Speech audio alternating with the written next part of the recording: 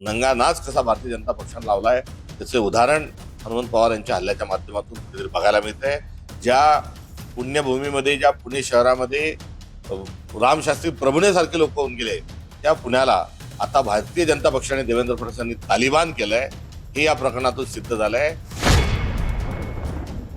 हा आरोप नाही तर या सर्वच सीसीटीव्ही फुटेज उपलब्ध आहे।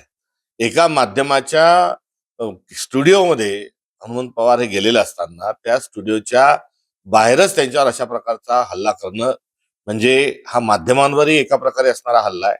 जे हल्लेखोर आहेत हे भीमा कोरेगाव या ठिकाणीले आरोपी आहेत, हा देखील त्यांचा इतिहास आहे।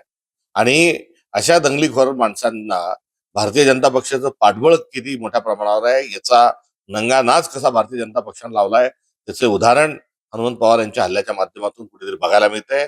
ज्या पुण्यभूमीमध्ये, ज्या पुणे शहरामध्ये अ, रामशास्त्री प्रभुणेसारखे लोक होऊन गेले, त्या पुण्याला आता भारतीय जनता पक्षाने देवेंद्र फडणवीस यांनी तालिबान केलंय, हे या प्रकरणातून सिद्ध झालंय। आम्ही कुठल्याही परिस्थितीत घाबरणार नाही। हनुमंत पवार हे अत्यंत प्रभावी पद्धतीनं आपला आवाज जो आहे, बहुजनांचा आवाज जो आहे, शेतकऱ्यांचा, कष्टकऱ्यांचा आणि काँग्रेसचा आवाज जो आहे, अत्यंत प्रभावी स्वरूपामध्ये ते माध्यमांमध्ये मांडत असतात। त्यामुळे त्यांच्या एकंदरीत त्यांचे जे वक्तृत्व आहे आणि त्यांची जी बाजू मांडण्याची शैली जी आहे, या शैलीला घाबरून त्यांना गप्प बसवण्याचं कुठेतरी कारस्थान हे भारतीय जनता पक्षाच्या माध्यमातून केलंय। मात्र पुढच्या काळात हनुमंतराव हे अधिक जोरकस पद्धतीनं हे आपल्या सगळ्यांच्या समोर येतील। एकंदरीत हा हल्ला हा हनुमंत पवारांवर नाही, तर हा हल्ला लोकशाहीवर आहे, पुणेच्या सज्जन आणि चांगुलपणावर आहे आणि हा काँग्रेसवरही केलेला हल्ला आहे।